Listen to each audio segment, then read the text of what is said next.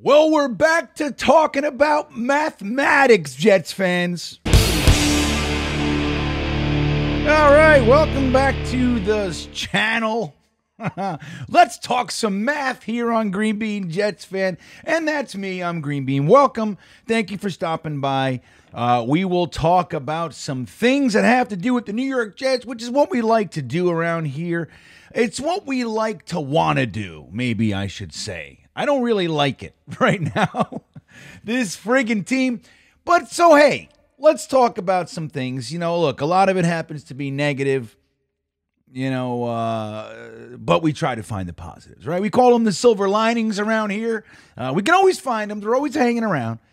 And today we have this conversation going around, something that Aaron Rodgers said on the Pat McAfee show, which it's really wonderful that we get to hear from him every week on the Pat McAfee show, no matter what happens. And, it just raises the potential for something to be said and all that jazz. I'm sure it would be delightful if we were winning. You know what I mean?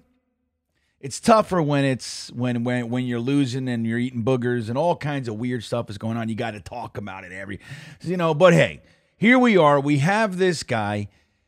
He's on the Pat McAfee show every week, and we get these clips, we get these snippets, and we get these quotes from our quarterback, the guy that we based the entire regime, the hopes, dreams, fans, coaches, everybody was hanging on the thigh strength, the calf dexterity of this one guy, Aaron Rodgers, right? It's crazy. And he plays well 1 minute and he plays not well the next minute. And whatever's going on around the Jets with the defense is just not enough to compensate for when there's the dips. And then we add to that, we had a field goal kicker who fell literally, as far as his career goes, off a cliff. It was like one day he was Greg the leg. The next day he was Greg with no legs. It's just like... And it happened, and the team, traditionally, historically, characteristically, slow to pull the trigger. I couldn't identify it in the preseason when he was kicking errantly, and we had Siebert in here. And then, game loss, like the opportunity to win games, which really set us back. And then, so any of these issues that we have are much more glaring, and we get in this funk, and we're firing people. It's just a crazy thing. So it's tough. It's tough to find hope around here. But that's exactly what Aaron Rodgers says that we still have. And in his words, everybody, he says, there's a beautiful thing in life called hope. And he based that on the facts, right? The Jets are not mathematically eliminated. We're not.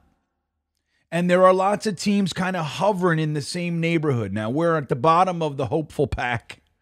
But the truth is that if we win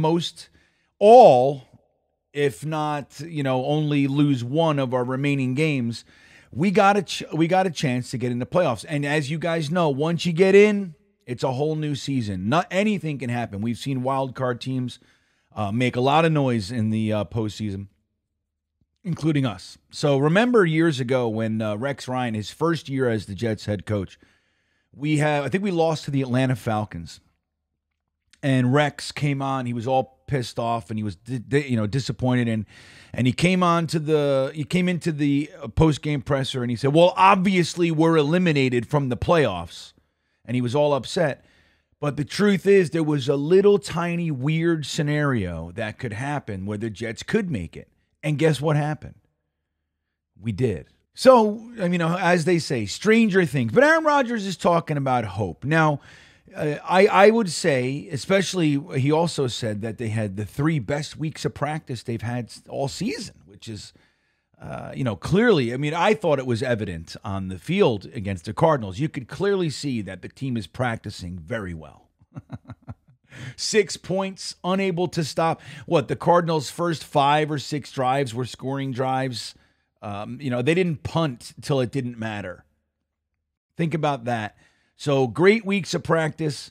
don't always translate to great weeks of fun game watching for Jets fans. But hey, we do have Devontae Adams. We do have Garrett Wilson. We do have Breece Hall. We do have, the offensive line is playing better overall than we've seen in past years. And we do have Braylon Allen and Malachi Corley getting into the mix. And, it's like we can pop off. So a beautiful little thing called hope, everybody. Dare you hope. I already told you, this is what's going to happen. Now, I'll continue to hope. I don't get into mock drafts. I don't really look into deconstructing players and all that kind of stuff yet because I want to enjoy my real season, which is the off season, right? So I don't want to taint it now. I'll deal with this. I'll see what's going on.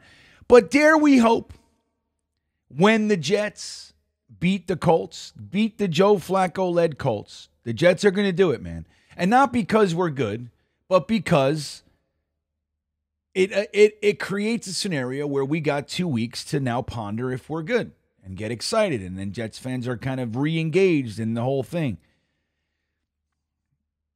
And then we play Geno Smith and the Seahawks, and we'll see. But hey, you got to win one to start the engine, right? So what do you think? Dare you entertain this beautiful thing in life called hope, Jets fans? Let me know in the comments. I don't know where I am. I don't know if I can do it. I'll be watching. But I hope we can, but it is looking grimmer by the minute. But let me know if you dare to hope. I'm curious. With that all said, have a great rest of the day. And as always, go